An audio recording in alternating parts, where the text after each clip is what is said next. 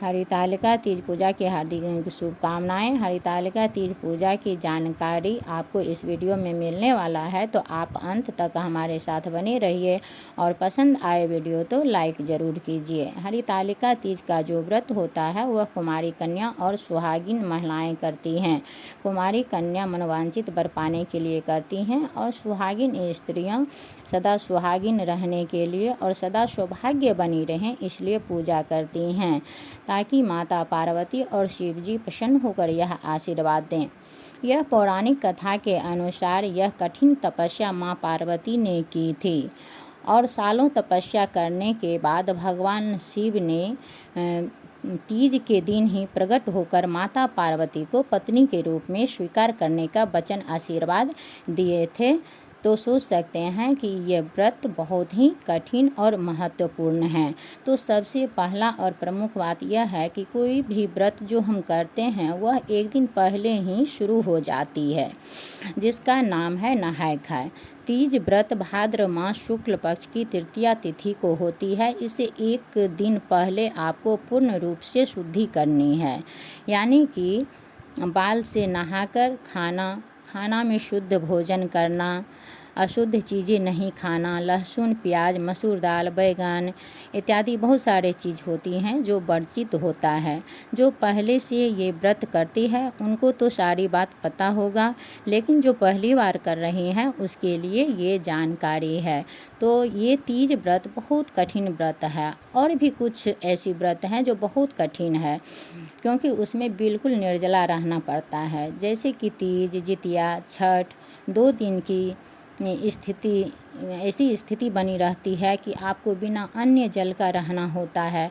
उसमें से तीज भी कठिन व्रत है, तो इसके लिए एक दिन पहले ही विशेष ध्यान रखना होता है, जिससे कि शरीर में पानी की कमी न हो और किसी भी तरह की कठिनाइयाँ न हो।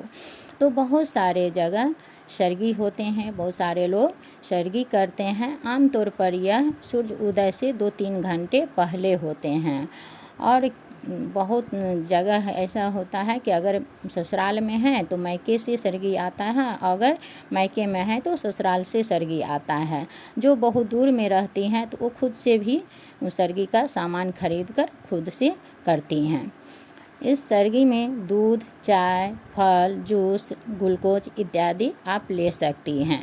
बहुत सारे लोगों को चाय की आदतें होती हैं, तो इसलिए यह चाय पानी जो भी लेना हो वह ब्रह्म मुहूर्त से पहले ले लेना चाहिए। वैसे हर घर का अलग अलग नियम होता है, तो जिसके यहाँ जो नियम होता है उसी के अनुसार आप काम कीजिए।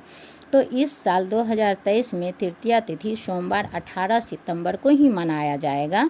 अब पूजा का शुभ मुहूर्त प्रातःकाल 6:07 से लेकर 8:34 तक, प्रदोष काल पूजा मुहूर्त शाम के 6:23 से लेकर रात्रि के 8:44 तक। तो पारण कब कर सकते हैं? हरितालिका तीज के पारण चतुर्थी तिथि में किया जाता है, तो 19 सितंबर को सुबह सुबह ही नहा धोकर पूजा पाठ करके आप पारण कर सकते हैं।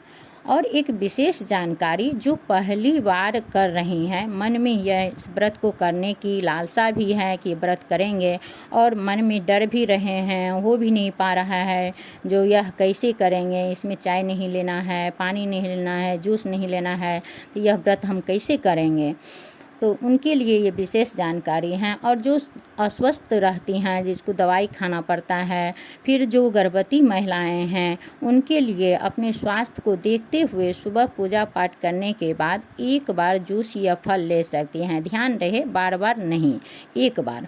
अपने और अपने गर्भस्थ शिशु का ध्यान रखते हुए गर्भवती महिलाएं अगर यह पालन नहीं कर पा रही हैं तो जूस और चाय 1 से 2 बार ले सकती हैं। ये थी मेरी छोटी सी जानकारी। धन्यवाद।